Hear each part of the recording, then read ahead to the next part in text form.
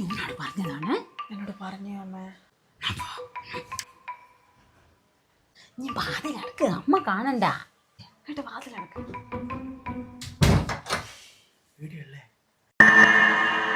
നീ എന്തിനാ അവനോട് തന്നെ പറഞ്ഞേ?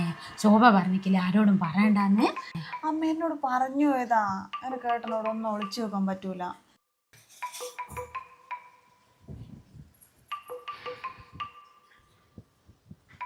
ഇതെന്തായാലും 25 പവനുണ്ടോ? അതുണ്ടാവും. ഞാൻ ശോഭാച്ചിനോട് പറഞ്ഞ നമുക്ക് മാത്രം എടുത്തുവിടാനാ. അതിന് ഓളെല്ലാം എടുത്തേ. ഇനിയും കൊണ്ടാ ഓളെ കാല് ശരിയായിട്ട് ഞാക്ക് കൊണ്ടുപോയി വിൽക്കേണ്ടതാ.